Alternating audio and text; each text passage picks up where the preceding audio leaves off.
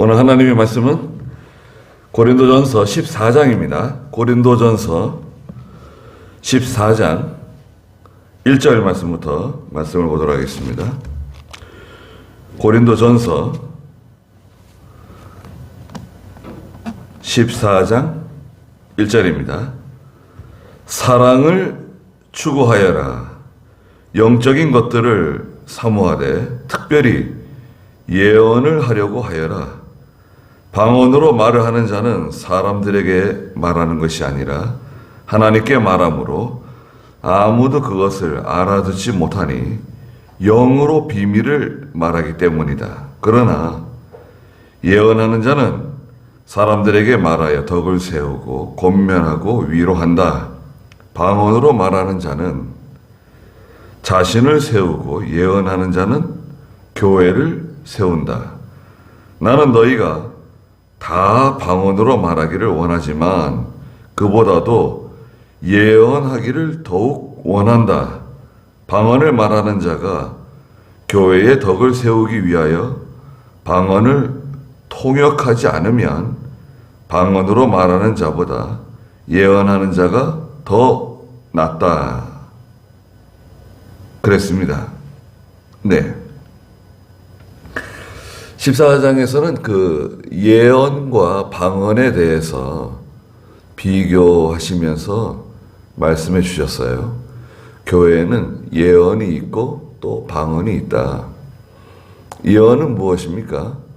예언은 하나님 말씀이에요. 하나님 말씀이 예언입니다. 구약 성경도 예언이고 신약 성경도 예언이에요. 그래서 요한계시록 1장 3절에서는 이 예언의 말씀을 읽는 자와 듣는 자들과 그 가운데 기록된 것을 지키는 자들이 복이 있다 그랬어요. 그래서 성경은 예언의 말씀입니다. 그러니까 하나님의 말씀을 듣고 그 말씀을 전하고 가르치는 일이죠. 그게 이제 예언을 전하는 거예요. 예언을 선포한다 그러죠. 선포라고 하는 그 단어, 전도라고 하는 단어하고 똑같은 겁니다. 전도가 원래 선포라는 뜻이에요. 도를 전한다. 한문으로는 도를 전하는 거 아니에요. 진리의 말씀을 전한다. 구원의 도리를 전한다. 그건데요. 원래 그 원문의 그 단어의 뜻은 선포란 뜻을 가지고 있습니다. 선포는 무슨 뜻이냐면 선포는 그 듣는 사람이 개인이든 다수든 청중이든 내가 지금 하나님 말씀을 전하잖아요. 예수 믿으세요. 교회 나오세요. 하나님 말씀을 가르치잖아요.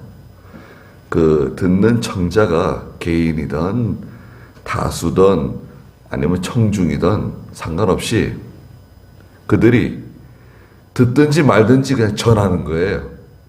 들을 때만 전하는 게 아니라 그 사람이 내 말을 듣든지 안 듣든지 그냥 일방적으로 전하는 거예요. 그건 잘못하는 거 아닌가? 그거는 말을 전하는 거. 보통 스피치라고 하냐, 스피치.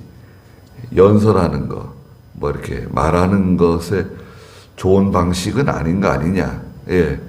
그렇죠. 뭐, 그게 좋은 방식이라고는 할 수 없죠. 그렇지만 그 선포라고 하는 의미는 청자가 듣든지 말든지 전하는 겁니다. 에스겔서에서도 에스겔 2장이나 3장에 듣든지 말든지 전하라 그랬어요. 네. 에스겔 한번 보실까요? 에스겔 2장 7절에 너는 그들이 듣거나 말거나 내 말을 그들에게 전하여라. 이는 그들이 반역자들이기 때문이다. 또 3장 11절에서도 포로가 된 네 백성의 자손들에게 가서 그들에게 말하여라. 그들이 듣거나 말거나 주 여호와께서 이같이 말씀하신다 라고 그들에게 말해주라는 거예요. 성경에 이렇게 기록되어져 있다. 하나님 말씀이 이렇게 말씀하신다. 듣든지 말든지 전해주라는 거예요. 전도도 마찬가지예요. 이 사람이 내 말을 잘 귀담아 들으면 내가 전해주고, 귀담아 듣지 않으면 시침이 뚝 떼고 전하지 않고, 그런 게 아니라 이거죠. 복음은 그런 게 아닙니다. 네. 또 기회를 얻든지 기회를 얻지 못하든지, 시간이 되든지 시간이 안 되든지 따로 적당한 시간은, 좋은 시간은 없어요. 이 사람을 다시는 못 만날 수도 있어요. 지금 내가 만나는 이 사람 있잖아요. 이 사람을 다시는 못 만날 수도 있으니까 전해주는 거예요. 내가 꼭 해주고 싶은 말씀이 있다고. 아, 뭡니까? 교회 다니면 좋겠다. 꼭 교회 좀 다녀라. 예수 믿으라고. 가까운데 교회를 찾아서 좀 다니라고. 될 수 있으면 좀 장로교 나가면 좋을 것 같다. 교회 다니다 보면 이렇게 좋은 교회를 발견할 수 있을 거다. 나도 기도해 줄 테니까 교회 나가라고. 아니면 가까운 데 있는 사람은 우리 교회 나오라고. 이번 주부터 우리 교회 나오세요. 예, 이번 주에 11시 반에 예배니까 11시까지 교회 오라고. 그래서 그 시간 있잖아요. 그 시간이 그 사람에게는 마지막 기회일 수 있어요. 하나님의 나라에 갈 수 있는, 하나님 백성이 될 수 있는 마지막 기회가 될 수 있거든요. 그러니까 기회를 얻든지 못 얻든지 전해주라는 거죠. 예언은 여하튼 하나님 말씀이다. 이 예언의 말씀을 듣는 사람, 읽는 사람, 또 기록된 말씀을 순종해서 지키는 사람, 다 복이 있다 그랬어요. 그럼 방언은 뭐냐? 방언이 나오거든요. 방언은 죄송하지만 그 원문의 그 단어는 글로사예요. 글로사라고 하는 단어인데요. 글로사라고 하는 단어는 이 혀예요. 혓바닥 있잖아요. 이 혀, 이게 글로사라고 하는 단어예요. 그리고 혀, 말, 언어, 방언 이렇게 내려갑니다. 우리 한국말 있죠? 한국말은 한국 사람들이 쓰는 방언이에요. 일본말은 일본 사람들이 쓰는 방언, 경상도 방언, 전라도 방언, 강원도 방언, 함경도 방언, 방언 있잖아요. 제주도 방언. 우리 사투리라고도 말하지만 방언이라고 하는 거는 말이에요. 언어예요. 그럼 교회에서 말하는 그 방언은 뭐냐? 뒤에도 나오지만 알아듣지 못하는 방언이에요. 이 방언은. 네. 그 방언에 대해서 이 14장에, 고린도전서 14장에 자세하게 기록해 놓았는데 뭐라고 말씀하셨느냐? 여기 1절에는 사랑을 추구하라 그랬어요. 사랑은 13장에 이어서 계속 나오는데요. 사랑은 아가페적인 사랑이다. 예. 사랑은 4가지가 있다 그랬죠. 첫째, 성경에 사랑이라고 하는 그 단어에는 4가지 단어가 있어요. 첫째는 아가페. 이것은 하나님의 사랑이에요. 아가페적인 사랑.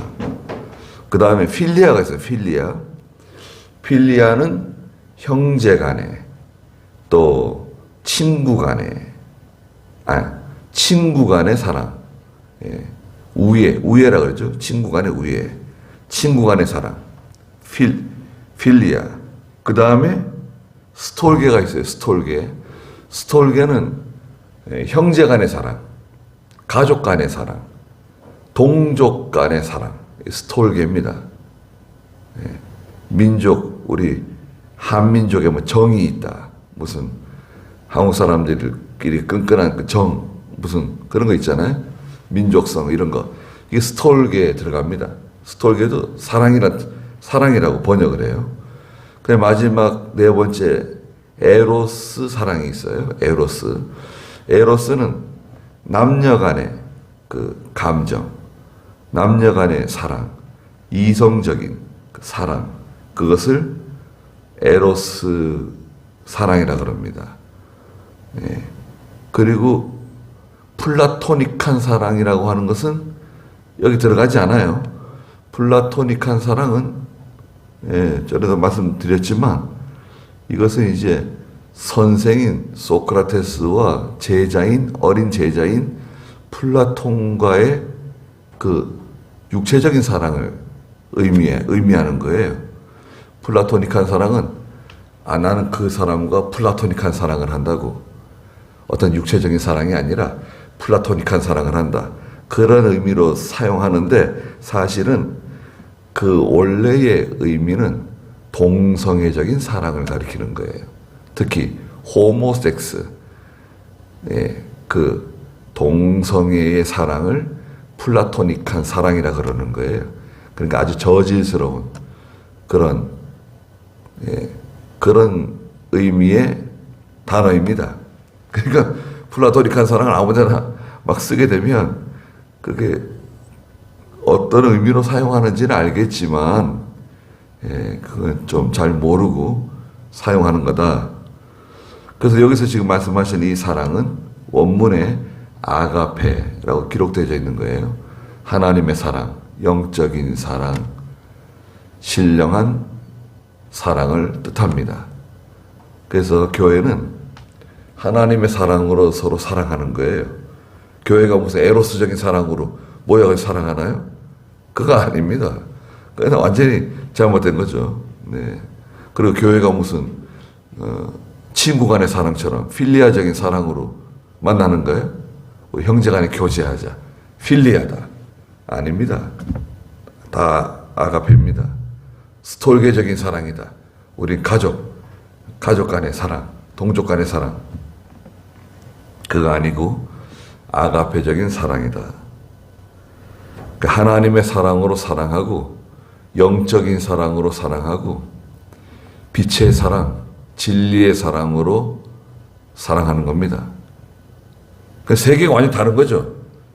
이거는 세계가 완전히 다른 겁니다. 그 필리아나 에로스나 스톨게적인 사랑을 하는 사람하고 아가페적인 사랑으로 나가는 사람하고는 그 세계가 완전히 다른 거예요. 세계가. 이게 서로 이렇게 절충되는 지점이 없어요. 그 완전히 다른 세계에 속해 있는 거예요. 같은 공간에 있어도 같이 만나고 같이 밥 먹고 같이 일하고 같이 어울리지만 완전히 세계가 다른 거예요. 다릅니다. 근데 조금 지나면 좀 이상하다. 너는 뭐 우리가 좀 다른 것 같아. 그런 말을 듣게 돼요. 내가 뭐가 달라? 난 똑같아. 너희랑 똑같아. 그렇게 말하시면 안 되죠. 원래 다른데 그건 완전 DNA가 다른 거예요. 그러니까 성도가 믿지 않는 사람과 이렇게 맞추려고 하면 어떻게 됩니까? 부대끼죠. 힘들어요. 신앙을 양보하거나 타협해야만 어울릴 수 있게 돼요. 또 믿지 않는 사람도 마찬가지예요. 믿지 않는 뭐 친구라든지 내가 아는 사람이 나하고 이렇게 어울리려고 하면 그 사람들은 또 자기들 나름대로 뭔가 포기를 해야 돼. 포기를 해야 되고 하고 싶은 걸 못 해야 되고 못 하게 되고 짜증이 나는 거죠. 그러다 보면은 결국은 다 갈라지게 돼 있습니다. 헤어지게 돼 있어요. 안 맞는 거예요. 세계가 완전히 다르니까. 그러니까 예수 믿는 사람은 예수 믿는 사람과 만나서 결혼하라 이거예요. 성경에서. 왜? 하나님의 자녀인데 이 사람은 하나님의 세계에 속한 사람이에요. 근데 믿지 않는 사람이 결혼을 한다. 지금은 사랑하고 지금은 좋아하지만 이게 완전히 다른 거예요. 세계가. 지금은 아무 문제가 없어요. 서로 사랑하고 좋아해요. 그러나 결혼하고 사는 것은 그건 또 다른 문제입니다. 이제 앞으로 여러 가지 어려운 일들, 험난한 그 인생 여정을 같이 가야 되는데 관점도 다르고 가치관도 다르고 세계관도 다르고 역사관이라든지 모든 게 다 달라요. 그러면 충돌이 생기죠. 충돌이 안 생길래 안 생길 수가 없어요. 그럼 누군가는 양보를 해야 돼. 포기를 해야 돼요. 예. 성도가 포기라든지 양보라든지 아니면 반대쪽에서 포기라고 양보를 하든지 같이 교회를 가든지 거기서 이제 문제가 생기는 거예요.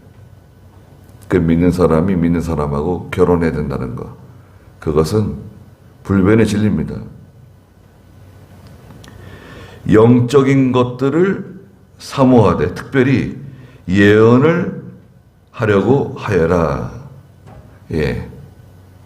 이 예언의 말씀 어렸을 때부터 받은 디모데전서 1장 18절에 예언의 말씀을 잘 따라가라.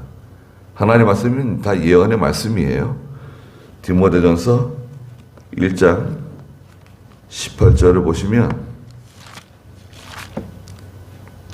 아들 디모데야 내가 너에게 이것을 명령하니 전에 너를 지도한 예언들을 따라 그것으로 선한 싸움을 싸우고 믿음과 선한 양심을 가져라.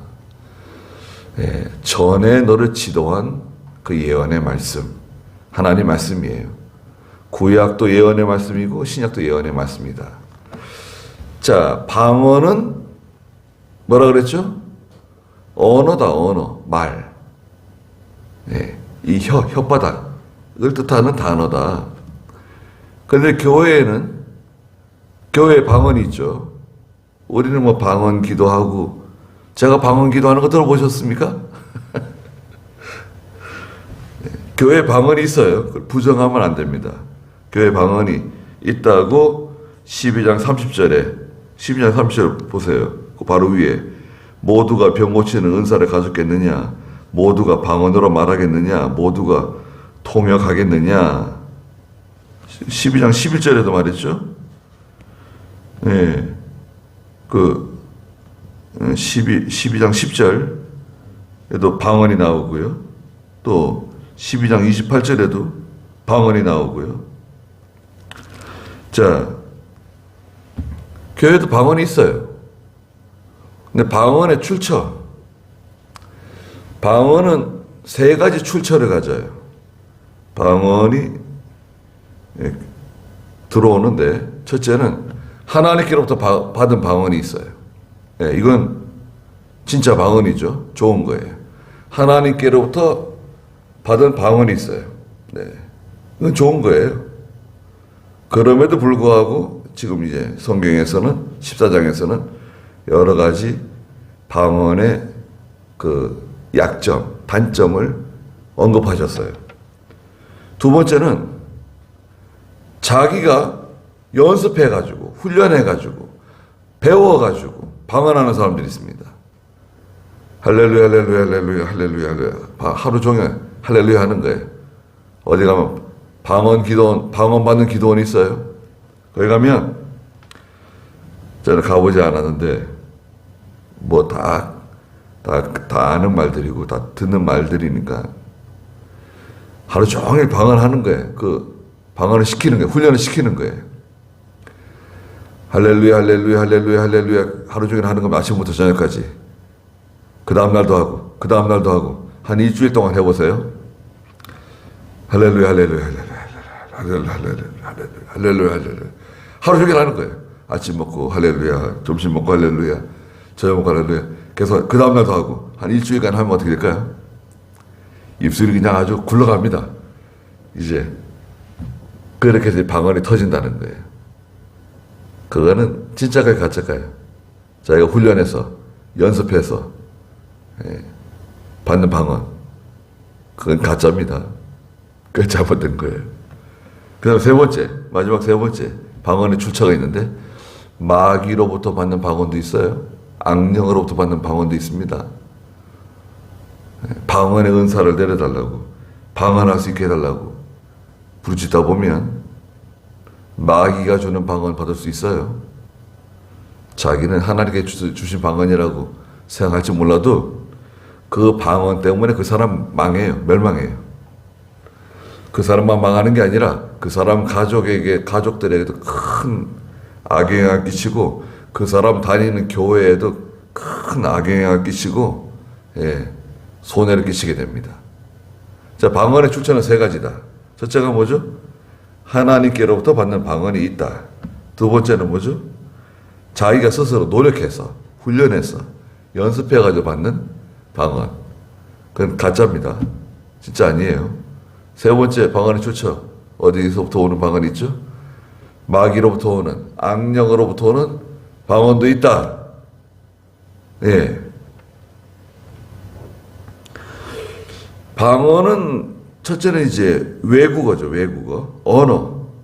언어입니다. 방언. 첫째, 언어. 두 번째, 지금 교회에서 보통 말하는 방언. 알아듣지 못하는 방언이 있고요. 성경에는 마지막 세 번째, 진짜 좋은 게 있는데요. 세 번째는 뭐냐? 새 방언이 있어요. 새 방언. 예. 마가복음 16장 17절에 보시면 마가복음 16장 17절 한번 보세요. 새 방언이 있습니다. 새 방언은 하나님의 말씀을 새롭게 깨달아서 전하는 말씀이에요. 마가복음 16장 17절에 보시면 믿는 자들에게는 이런 표적들이 따를 것이니 그들이 내 이름으로 악령을 쫓아내며 새 방언을 말하며 그랬습니다. 새 방언. 이 새 방언은 하나님의 말씀을 잘 기억해 두세요. 새 방언이 뭐냐? 새 방언은 교회에서 방언하는 거 새로운 방언을 받았다. 그게 아니라 하나님의 말씀을, 성경 말씀을, 진리의 말씀을 새롭게 깨달아 가지고 전하는 말씀이에요. 예. 바른 진리의 말씀을 새롭게 깨달았고 새로운 은혜로 말씀을 전할 때 그 말씀을 새 방언이라고 말한다. 그건 좋은 건가요? 나쁜 건가요? 이건 좋은 거죠. 귀한 거죠. 그래서 하나님의 종은 강단에 서서 말씀을 전할 때마다 새 방언으로 전해야 되는 거예요. 그러니까 얼마나 힘듭니까, 이게. 그러니까 말씀을 전하는 사람이 각고의 노력을 다해서 그 말씀을 통해서 자기가 먼저 은혜 받고, 자기가 먼저 은혜 받아야 돼요. 자기가 먼저 회개하고, 자기가 그 세계에 들어가서 그 말씀을 전하는 거예요. 그럼 무슨 효과가 생기는가? 듣는 청중이 같이 은혜를 받아요. 같이 말씀의 은혜를 받을 수가 있어요. 예. 말하자면 어머니가 이 음식을 잘 먹고 미역국도 잘 먹고 또 밥도 잘 먹고 음식을 잘 먹어서 아이에게 젖을 먹이잖아요. 엄마가 건강하고 엄마가 좋은 음식을 먹고 먼저 그 좋은 음식을 잘 소화를 시켜서 자기 것으로 만들어서 그 아이에게 젖으로 먹이는 거잖아요. 그럼 그 아이도 건강하게 자라는 거죠. 건강한 젖이죠. 건강한 아이로 자라날 수 있도록 양식을 주는 거 아니에요? 그런 원리를 가지고 있어요.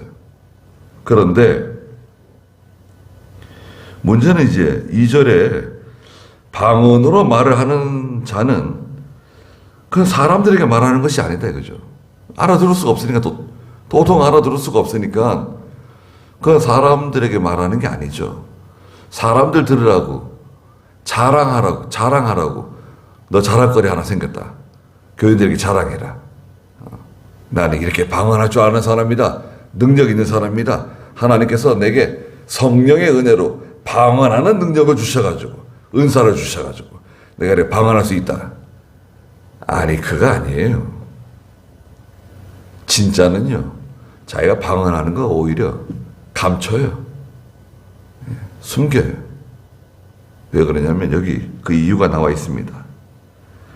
이것은 사람들에게 말하는 것이 아니라 하나님께 말함으로 아무도 그것을 알아듣지 못하니 영으로 비밀을 말하기 때문이다.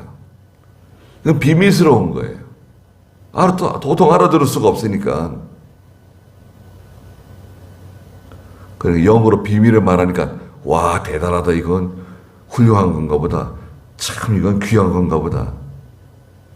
그건 아닙니다. 뒤에 나와요. 3절에 그러나 예언하는 자는 하나님의 말씀을 바로 깨달아서 증거하는 거잖아요. 전하는 거잖아요. 지금 제가 여러분들에게 말씀드리는 거 있잖아요. 이게 예언하는 거예요. 하나님의 말씀 가르치는 거, 전하는 거. 이게 예언하는 겁니다.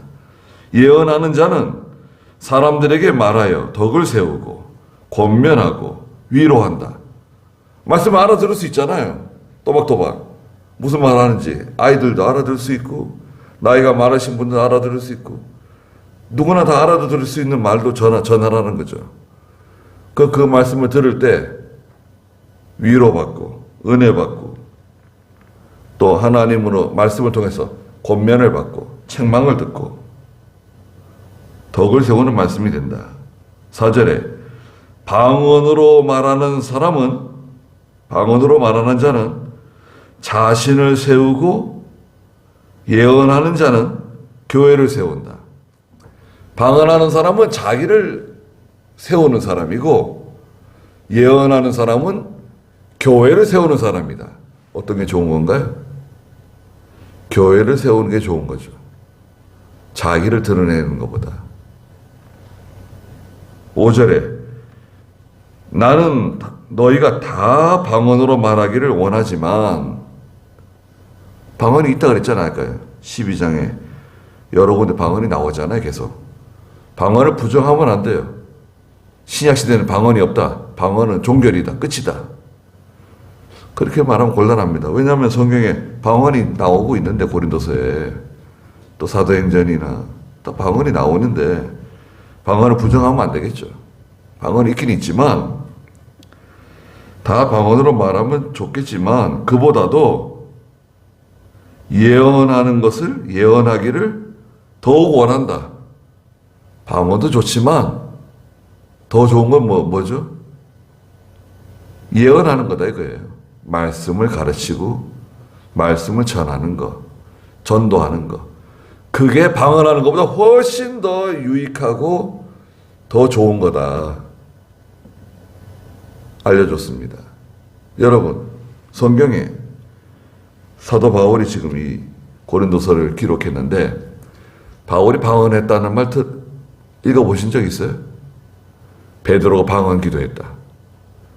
야고보, 요한 선지자가 방언 기도했다. 엘리야가 방언 기도했다. 스데반 집사가 방언으로 설교했다. 그런 말씀이 있어요? 아브라함이 방언했나요? 야곱, 이삭, 누가 방언했어요? 심지어는 예수님도 방언 안 하셨어요. 예수님께서 이 들판에 앉아있는 이 수많은 사람들에게 방언으로 말씀하셨습니까? 보리떡 5개, 물고기 2마리 가지고 기도하신 후에 다 배부르게 먹게 해주셨는데 그 사람들에게 방언으로 말씀하셨습니까? 알아듣지 못하는 말로? 그래서 그 사람들이 다 몰려와가지고 예수님 대단하시다. 참 은혜스러운 말씀하신다. 능력의 말씀을 하신다. 생명의 말씀이다. 그렇게 따라왔나요? 아니에요. 마태복음 5장부터 7장까지 산상수훈이 있는데 예수님께서 산에 올라가 앉으시니 사람들이 나왔다. 심령이 가난한 자는 복이 있나니 천국이 너희 것이다. 애통하는 사람은 복이 있나니 위로를 받을 것이다. 방언으로 말씀하셨나요? 그렇지 않아요. 마태복음, 마가복음, 누가복음, 요한복음 요 4가지 성경을 공관복음이라 그러죠. 거기에는 예수님의 말씀, 예수님의 설교가 가득 들어있어요. 예수님의 설교가 들어있다고요. 거기에 우리 성경 읽다 보면은 여기는 예수님이 방언으로 말씀하셨기 때문에 알아들을 수가 없어서 기록을 못했다.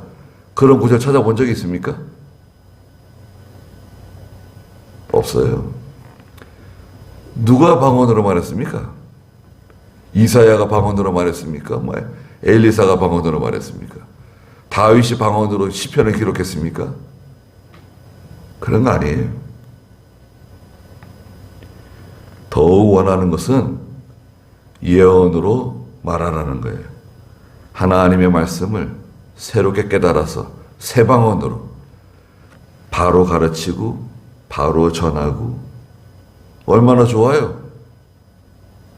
그리고 하나님 말씀을 전할 때는 그 미사적인 어구, 미사의 어구, 아주 아름다운 그런 참 입에 착착 감기는 미사의 어구, 수사적인 표현, 또 과격한 형용사적인 표현 이런 거 쓰지 말아야 됩니다. 그 웅변 있잖아요. 웅변하는 사람 있잖아요. 웅변이 뭐예요? 내가 가지고 있는 말을 상대방에게 잘 전달하는 기술이 웅변인데요. 내가 가지고 있는 말을 소리 지르는 게 아니라 상대방에게 잘 전달하는 게 웅변이에요. 어떻게 하면 잘 전달하는 걸까요? 여러분 가족들 이렇게 앉아가지고 식탁에 앉아서 뭐 얘기하는데 방언으로 말하면 가족들이 알아듣는데 야, 참 설득력 있게 말씀하신다. 우리 아버지가 설득력 있게 말씀하신다. 우리 어머니가 참 능력 있는 하나님의 은사를 받아가지고 우리에게 참 감동적으로 말씀하신다. 식구들이 알아들을 수 있을까요? 좀 이상하신데. 아니 무슨 일이 있으셨나? 그러지 않겠어요? 교회도 마찬가지예요. 좀 투박하게 들릴지 몰라도, 서툴게 들릴지 몰라도 어린 아이부터 나이가 많은 노인에 이르기까지 다 말씀을 쉽게 알아들을 수 있도록, 쉽게 말씀을 들을 수 있도록 잘 전달하는 게 제일 잘하는 거 아니에요? 그게 제일 잘하는 겁니다. 신학교에서 그렇게 가르쳐요. 그런데 사람들은 시간이 지나면서 자꾸 무슨 그 책을 많이 읽고 뭔가 아름다운 말로 아주 미사적인 표현으로 그렇게 사용하려고 그래요. 그리고 너무 형용사적인, 와, 대단하다. 뭐, 형용사적인 표현을 자꾸 쓰게 되면 듣는 사람이 거짓말로 듣게 돼요. 우리 인간의 귀는요, 여러분, 우리 인간의 귀는 누가 가르쳐 주지 않아도 뭔가 이렇게 형용사적이고 표현이 이렇게 과하게 되면 듣는 사람이 좀 거짓말인 것 같다. 거짓말처럼 듣게 돼요. 잘 믿지를 못해요. 그 형용사적인 표현 쓰지 말고 그냥 보통 말하듯이 말하면 되는 거예요. 설교도 마찬가지다 이거죠. 제가 여러분들에게 지금 그 말하는 게 무슨 아름다운 뭐 미사 어구를 쓰고 수사적인 방법으로 말하는 거 아니잖아요. 여기도 기술적인 것이 있지만 근데 여러분들이 이제 제가 설교하는 거 듣고 성경 읽고 말하는 거네. 간단한 거네. 나도 할 수 있겠다. 여러분들이 만약에 강단에 서서 말씀 전하면 이렇게 전할 수 있을까요? 그거는 잘 안 될 겁니다. 그거는 그게 쉬운 게 아니에요. 들을 때는 쉽게 말한다. 뭐 성경 읽고 말하는 거네. 설교를 아주 쉽게 한다. 식은 죽 먹기다. 그렇게 들릴 수도 있는데요. 사실은 쉬운 건 아닙니다. 이게 설교 중에 제가 하는 설교 방식을 강해 설교라 그래요. 강해 설교가 설교의 여러 가지 방식들 중에 가장 어려운 기술을 요하는 설교 방법이에요. 강해 설교가. 왜 그런가?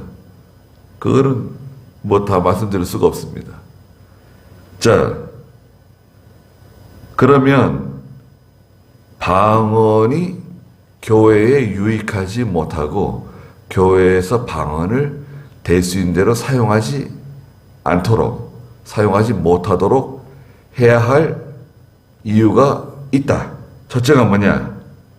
5절 중간에 보니까 방언을 말하는 자가 교회의 덕을 세우기 위하여 방언을 통역하지 않으면 방언으로 말하는 자보다 예언하는 자가 더 낫다. 교회의 덕을 세우지 못한다는 거예요. 방언으로 말하고, 우리가 여러분, 저도 그렇고 여러분 다 지금 방언으로 하나님께 기도하고 방언으로 찬송 부르고 그런다고 생각해 보세요. 그러면 지나가는 사람들이, 여기 잘 모르는 사람이 지나가다가 듣고 뭐라 그럴까요? 저 사람들이 다 제정신이 아니고 말이야, 미친 것 같다. 어떤 교회는 새벽마다 다 방언으로 통성기도 한대요. 그 주변에 있는 사람들이 민원을 계속 집어넣는 거예요. 왜 교회가 새벽마다 그냥 시끄럽게 기도하는지 모르겠다고 그냥 조용히 기도하지. 그냥 북을 치고 그냥 뭐 이상한 말로 기도한다고 민원이 계속 들어간대요. 우리 교단은 아닌데 그런 데도 있습니다. 교회 덕을 세우지 못해요. 무슨 말하는지 못 알아들으니까. 방언으로 말하는 것보다 예언하는 자가 더 낫다. 하나님의 말씀 바로 전하라는 거예요. 그게 첫 번째입니다. 6절에 형제들아 지금 내가 너희에게 가서 만일 방언들로만 말하고 계시나 지식이나 예언이나 가르치는 것으로 너희에게 말하지 않으면 너희에게 무슨 유익이 있겠느냐? 아무 유익이 없다는 거예요. 네. 계시나 지식은 보이지 않는 거예요. 예. 계시나 지식은 아주 내밀한, 내면적인, 감추어져 있는 거예요. 그리고 예언이나 가르치는 것은 밖으로 드러나는 거죠. 밖으로 드러나는 거예요. 예언이나 가르치는 것은 외부적으로 드러나는 거. 계시나 지식은 속에 감추어져 있는 거. 바울이 고린도 교회 가가지고 계시나 지식, 예언이나 가르치는 것이 아니라 방언으로 말하게 되면 아무 유익이 없다는 거죠. 무슨 유익이 있겠어요? 알아듣지 못하는데. 두 번째는 7절에 심지어 필이나 수금같이 생명 없는 것이 소리를 낼 때에도, 예, 악기가 소리를 내잖아요. 뭐 가야금, 거문고, 필이 뭐 소리 내잖아요. 그것들도 각각 구별된 소리를 낸다 이거예요. 그게 만약 구별된 소리, 질서 있는 소리를 내지 않으면 듣는 사람이 어떻게 듣겠습니까? 아우 시끄러워. 왜 이렇게 연주가 이렇게 화음이 맞지 않고 질서 정연하게 들리지 않고 그 사람의 귀에 좋게 들리는 음악이 있잖아요.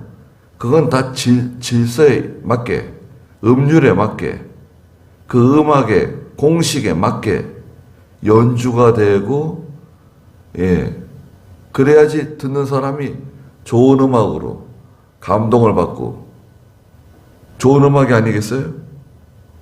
그런데 이게 피리를 부는 것인지 수금을 타는 것인지 어떻게 알 수 있겠느냐? 예, 구별된 알아들을 수 없다 이거예요. 두 번째, 알아들을 수 없다. 8절에 또한 나팔이 분명한 소리를 내지 못하면, 분명한 소리를 내면 누가 전투를 준비하겠느냐? 분명하지 못한 소리를 내면 누가 전투를 준비하겠느냐? 세 번째는 전쟁을 준비하지 못한다는 거예요. 분명한 소리를 내지 못하기 때문에 성도들이 영적 전쟁을 준비하지 못하고 하나님의 말씀을 듣고 나가서 세상에 나가서 영적 전장인데 마귀와 싸워야 되는데 죄와 싸워야 되는데 세상과 싸워야 되는데 전쟁을 제대로 치를 수가 없다 이거예요. 방언 가지고는 안 된다는 거예요. 네 번째는 9절에 이와 같이 너희가 혀로 분명한 말을 하지 않으면 그 말하는 것을 어떻게 알 수 있겠느냐? 너희가 허공에다가 말하는 격이 될 것이다.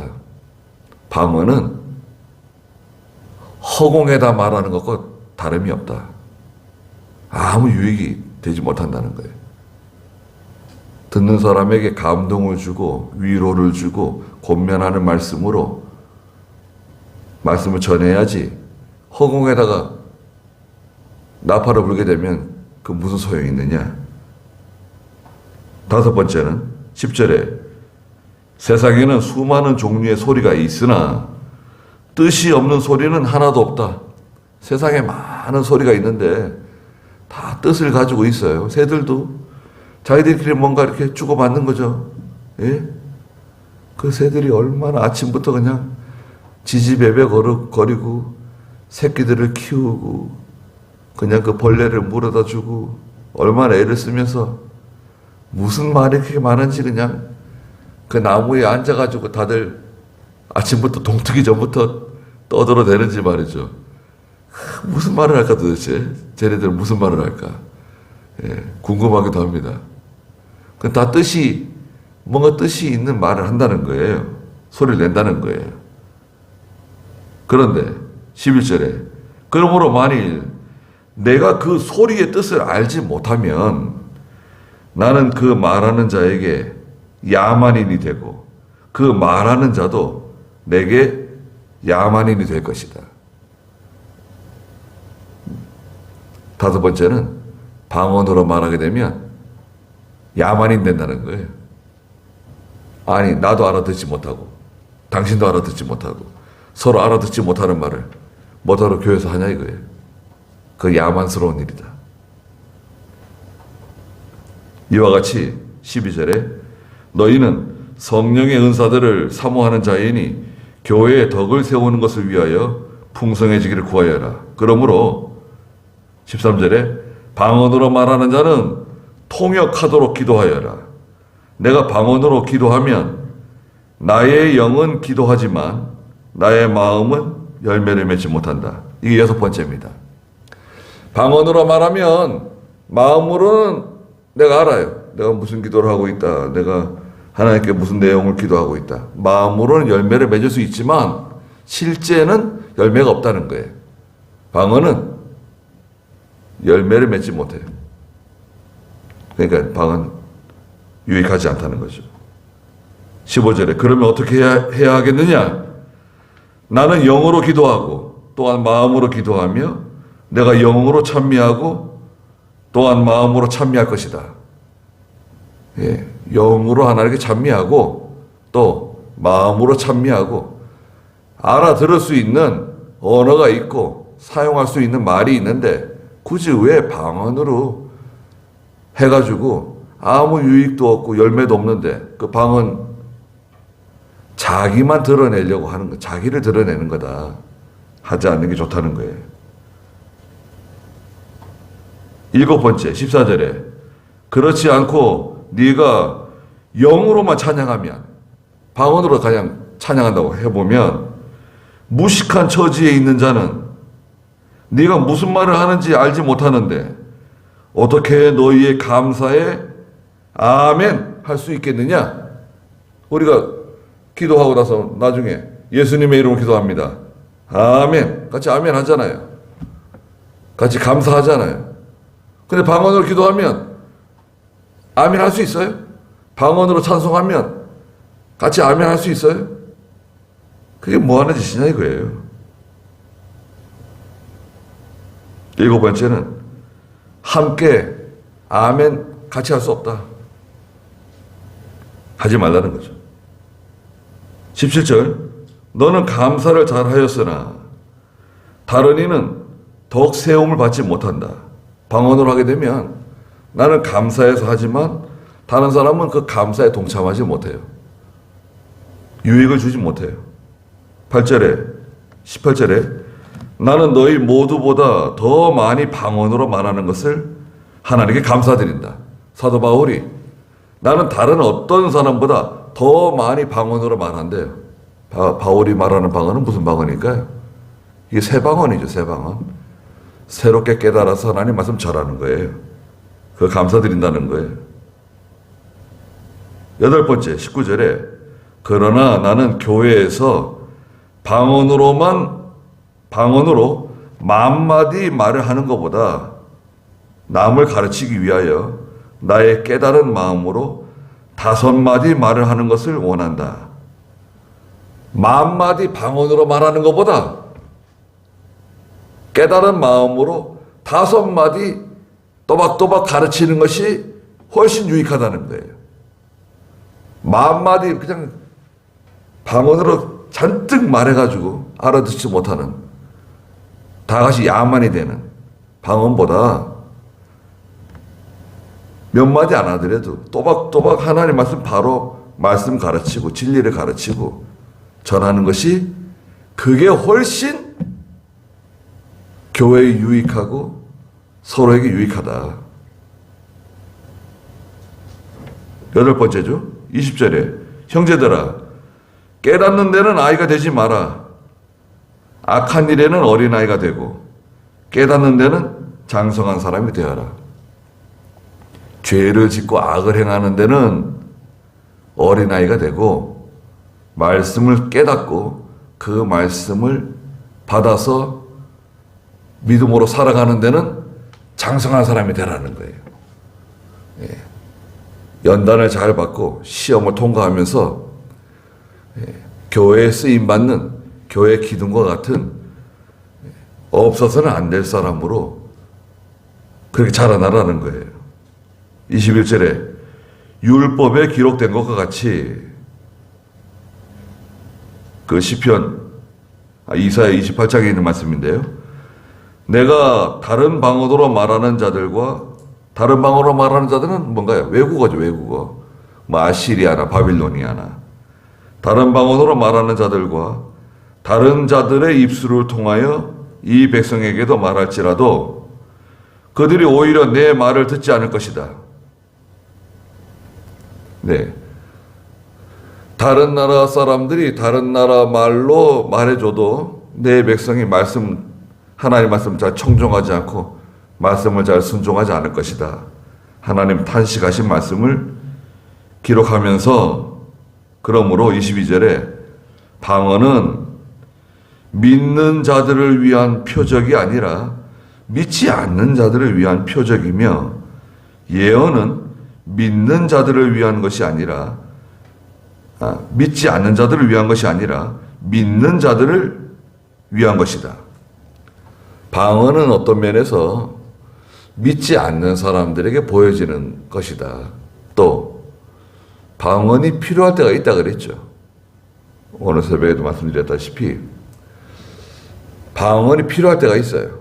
하나님 방언을 주실 때가 있어요. 그게 언제냐? 종교 박해할 때, 종교 박해 시대.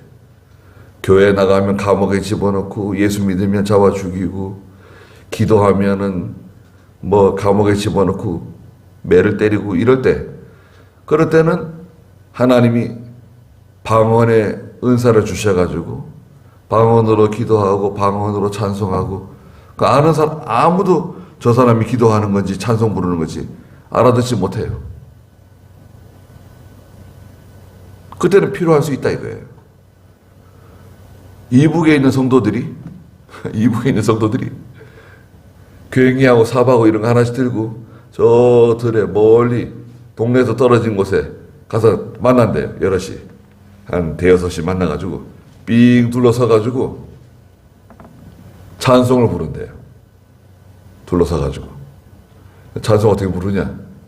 아니 찬송 어떻게 불러요? 교회 북한에서 찬송 어떻게 부르냐면 입을 다물고 뭐 4줄을 가까이다 말을 안 하고 둘이 둘러서 가지고 이렇게 하면서 찬송 부른다는 거예요. 말을 안 하고 눈물 흘리면서. 말을 하게 되면, 소리가 나게 되면 그 소리 듣고 고발한다는 거예요.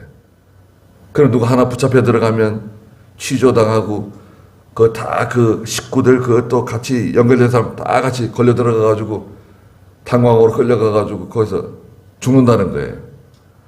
그 둘러서가지고 삽자루 하나 들고 굉장히 하나 들고 빙 둘러서가지고 얼굴 서로 마주보면서 찬송을 부른다는 거예요. 그게 참. 근데 우리는 뭐예요? 너무 세월이 좋아가지고 우리는 이 지금 소돔 고모라에 있는 교회와 같아요. 너무 세월이 좋아가지고 다수의 믿음 있는 성도들조차도 잠들고 믿음 있는 성도들조차도 이 세상 물결에 떠내려가는 그런 곳에 있는 교회와 같습니다. 이 참 얼마나 어려운 현실인지 몰라요. 오히려 북한에 있는 성도들은 고난당하고 핍박당하고 음지에서 토굴에서 기도하면서 하나님께 부르짖고, 근데 우리 이 남쪽에 있는 성도들은 세상 물결에 떠내려가고 죽지는 않았는데 살아있긴 하지만 살아있는 그 능력이 나타나질 않으니까 살아있으나 이 세상 물결에 너무 강해가지고 떠내려가는 거예요. 성도들이 죽지는 않았지만. 우리가 이렇게 찬송 부를 수 있는 거 얼마나 감사합니까? 예. 또 성경 말씀 들을 수 있는 거, 이게 그렇게 오래 못 가요. 말씀 들을 수 있는 시간이 오래 가지 않습니다. 여러분 예수 언제 믿었습니까? 교회 언제부터 다녔습니까?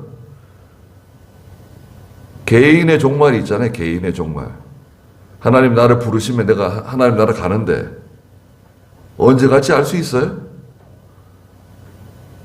또 우리가 이제 너무 이제 기운이 진해져가지고 늙어지고 힘이 없어지면 자녀들이 집에서 잘 돌봐주면 고맙겠으나 요양원에 집어넣으면 어떻게 되는 거예요?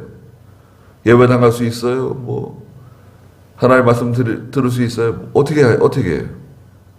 누가 핸드폰 갖다 주고 꼬박꼬박 뭐 유튜브 틀어주고 그래요? 그렇게 끝나는 거예요. 이렇게 해서. 그때까지 시간이 얼마나 남아있는 것 같아요? 한 몇십 년 남아있을 것 같습니까? 얼마나 남아있을 것 같아요? 우리는 알 수 없지만 시간이 이렇게 많이 남아있는 게 아니에요. 예배당에 와서 우리가 기도하고 성경 읽고 하나님 말씀 들으면서 은혜 받고 같이 성도들과 교제하고, 이 시간이 지상천국인데 이 시간이 정말 귀한 시간입니다. 특히 말씀을 들을 수 있는 시간이 정말 이 보배와 같은 시간이에요. 이거 다 흘려 떠내려 보내잖아요. 대다수가. 깨닫는 데는 아이가 되지 말고 장성한 자가 되어서 힘을 쓰라고 말씀하셨죠. 자, 그래서 방언은 믿지 않는 사람들을 위한 것이고, 예언은 누구를 위한 것이라 그랬죠? 믿는 성도들을 위한. 예수 믿는 성도들에게는 예언이 필요한 거다. 예언. 바른 계시의 말씀, 바른 지식의 말씀, 그걸 또박또박 가르쳐 줘야지. 그걸 방언으로 처리하면 어떻게 하냐 이거죠. 23절에 10번째, 온 교회가 함께 모여, 자, 교인들이 다 모여가 주일날 다 방언으로 말한다고 하면 다 방언으로 기도하고 다 방언으로 찬송해요. 그러면 무식한 자들이나 혹은 믿지 않는 자들이 들어와서 너희에게 이 사람 다 미쳤다고 말하지 않겠느냐. 그러나 모두가 예언을 하면 믿지 않는 자들이나 무식한 자들이 들어와서 듣고 모든 이에게 책망을 받으며 모든 이에게 판단을 받아서 그의 마음에 숨겨진 것들이 드러나게 되므로 엎드려 하나님께 경배하며 참으로 하나님께서 너희 가운데 계신다 라고 선언하게 될 것이다. 11번째는 방언으로 하게 되면 하나님의 말씀으로 책망을 받지 못한다는 거예요. 바른 권면을 받지 못해요. 권면이죠, 권면. 권면이라고 하는 그 단어는 권하고 이렇게 이 책망한다는 뜻이 포함되어 있어요. 권면이라고 하는 단어 속에. 원래 원문에서도 마찬가지예요. 누구를 권면한다 하는 것은 잘못된 것을 바로잡아준다. 잘못된 것을 책망하고 바로잡아준다. 이런 뜻이 있습니다. 방언으로 권면하면 책망이 될까요? 바로잡아줄 수 있을까요? 내가 너한테 특별히 방언으로 권면한다. 뭐 방언으로 이제 권면을 했어요. 그러면 그 사람이 그 알아듣고 바른 권면을 받을 수 있게 될까요? 그거 안 돼요. 그러니까 방언이 교회에 유익하지 않다. 그 방언은 반드시 통역을 세워서 해야 된다 그랬죠. 방언은 통역 세울 것.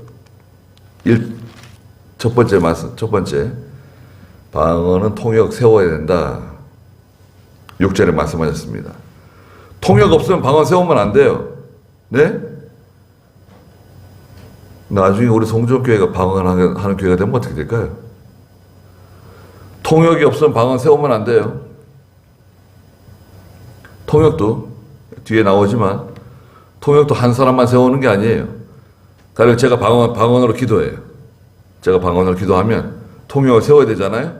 근데 이 사람이 제대로 통역하는지 알 수가 없으니까 한 사람 통역을 더 세워야 돼요.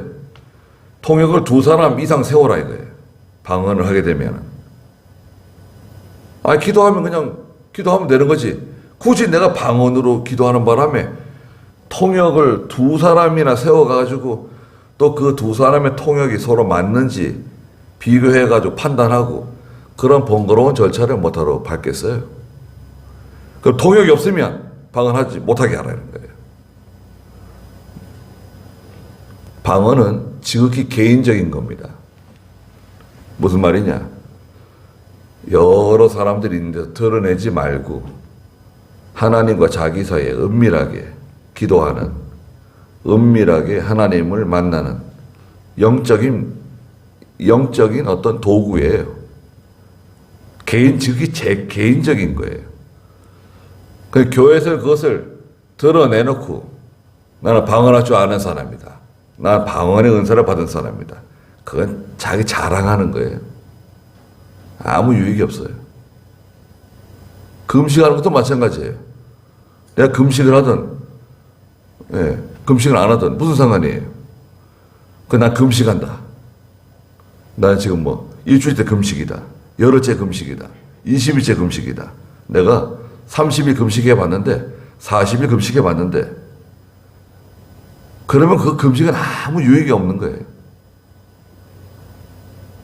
금식은 내가 하는지 말든지 그 다른 사람한테 못하러 그걸 광고를 해. 또 내가 전에 금식을 했든 말든 그걸 자꾸 말할 필요가 뭐가 있어요. 어떤 경우에 유익을 위해서 말할 경우가 있죠. 저도 가끔 제가 신학교 때 금식했다 말씀드릴 때 있잖아요. 그거는 여러분들에게 그 어떤 내용을 설명해 드리기 위해서 사용하는 거지. 그걸 자꾸 얘기하게 되면 금식이 자기 자랑밖에 안 된다고요. 누가 금식을 자랑하라고 금식하라 그랬나요? 금식했으면 한 거지. 그 40일 금식하면 절대 안 됩니다. 성경에 40일 금식이 나오는데 모세가 40일 금식했다. 예수님이 40일 금식했다. 나도 40일 금식해야지. 그건 미친 짓이에요. 성경에는 40일 금식하면 미친 짓이라고 말씀하지는 않았지만 그건 제정신 아닌 거예요. 제가 예수님 되려고 그래요? 모세처럼 되려고? 40일 금식하다 죽는 사람 많습니다. 신문에 뉴스에 안 나와도 20일 금식하다 죽은 사람, 27일 금식하다 죽은 사람, 30일째 죽은 사람. 아니, 뭐하러 그래요? 금식 안 하면 하나님이 기도 안 들어주시나요? 금식 안 해도 하나님 기도 다 들어주세요. 어떤 경우에 금식해야 할 때가 있을 수는 있어요. 그래도 짧게 하세요. 한 3일. 정말 마음 잡고. 그럼 일주일 할 수 있어요, 일주일. 더 이상 하면 안 돼요. 그래, 금식할 때는 다른 일 하면 안 돼요. 직장 우선 쉬고, 금식하는 동안에. 금식하면서 직장 나가고, 금식하면서 집에서 밥하고, 금식하면서 밖에 나가서 일하고, 남자든 여자든 금식할 때는 어디 골방에 들어가가지고 문 딱 걸어 잠그고 나오면 안 돼, 거기서. 일상생활 하면서 금식 기도하는 거 아닙니다. 그건 잘못하는 거예요. 자기 몸만 상해요. 몸만 상해요. 아무 유익이 없어요. 방언도 지극히 개인적인 거다. 예. 방언 조심해야 된다는 거죠. 방언 받으려고 여기저기 다니시면 안 됩니다. 반드시 손해보시게 돼요. 거기까지 하죠. 기도하겠습니다.